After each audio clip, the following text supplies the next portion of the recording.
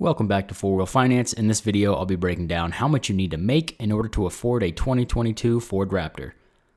You should really consider following one of these rules in order to avoid making a huge mistake that'll end up setting you back for years down the road. I've also included a link to a free auto quote where you could save up to $600 a year, and that's down in the description below, but more on that later. There are 4 options I'll be going over today, and you can decide on which one suits you personally the best depending on how into cars you are. Some people just want a reliable form of transportation to get from point A to point B, and some are willing to spend a little bit more and sacrifice a little bit more in order to get the car that they really want. Stick around to the end of the video to find out which method would be best for your personal situation. This is 4 Wheel Finance, a channel dedicated to helping you making smart car buying decisions. Before I dive into the first rule, these videos take quite a lot of time and effort to make, so please click the like and subscribe button and comment down below what other vehicles that you would like to see. The first rule is the 24-10 rule, which is pretty popular, so you may have heard of it before. This states you should put down at least 20% on the vehicle, you can't finance it for more than 4 years or 48 months, and the payment can't be more than 10% of your monthly gross income. Since the 2022 Ford Raptor has an MSRP starting at about $69,905, you would need to put down $13,981. With the average new vehicle interest rate of about 3.86% and a 48-month term, this would bring your monthly payment to $1,259.21, and take note here that you're paying about $4,500 in interest alone. Bankrate states that the average monthly insurance cost is around that $148, $150 mark, but this obviously varies quite a lot.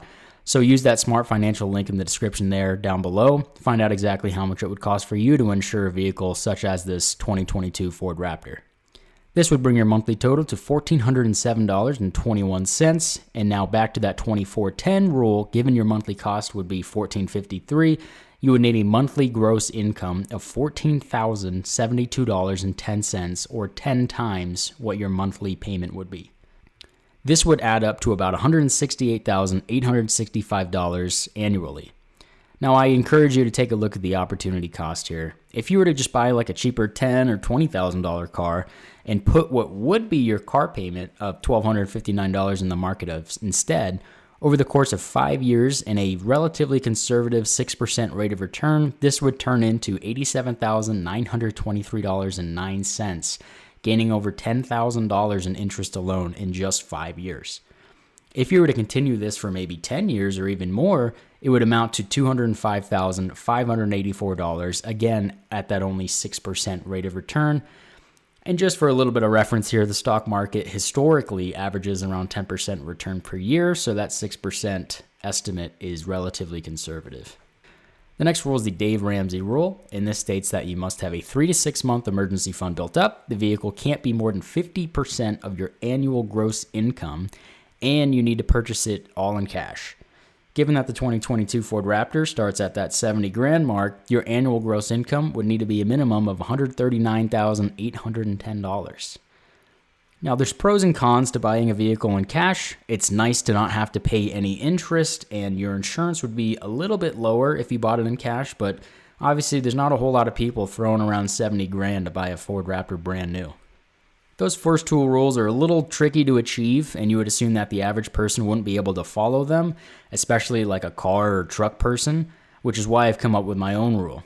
For my rule, what I think is you need to have at least a 6-month emergency fund, invest 15% of your gross income into your 401k, and then max out your Roth IRA. And if your company gives you an HSA, I think you should max that out as well. And I know that this does seem like quite a lot of saving and investing, but I don't give you any monthly percentage rule, spending-wise, that you have to stick to afterwards. It's up to you to decide if you want to spend more of your monthly income on a vehicle, or if you want to go out to dinner more, go on more vacations, or if you'd rather spend more on car parts and stuff like that. The 6-month emergency there is just to make sure you're covered in case of an emergency, and investing-wise, you want to make sure you're staying on top of that to give yourself a little bit of financial security in life. Right now, you might think that, you'll be able to take care of it, and, things change quickly, so I think you're going to be a lot better off if you start investing early, even if it's not a large amount.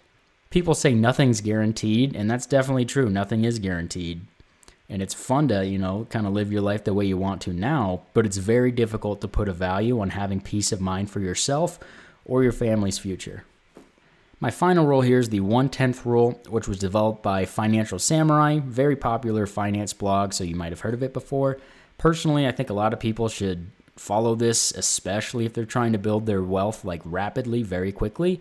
It doesn't really allow you to buy a new car, but it's set up in order to help you spend responsibly, and it reduces a lot of the stress associated with car ownership. Frees up a lot of money so you can spend it in assets or something that goes up in value.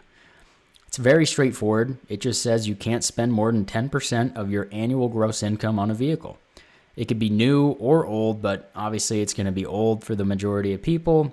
In this case here, for a $70,000 Raptor, you'd need to make $700,000 a year, and not too many people are doing that.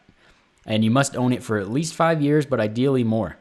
And again, I touched on this a little while ago. The theory behind it is to minimize your stress with owning a car, and this frees up a lot of money for you to put in assets or opportunities that come your way, stuff that goes up in value. It's a lot more stressful and difficult making life decisions when you're worried about payments each month or maintenance bills, that sort of thing. Once again, this is Four Wheel Finance. If you have any questions regarding car buying or how much of a car you can afford, please leave them in the description or comments down below. And check out that smart financial link. You can save up to $600 a year. Takes like 20, 30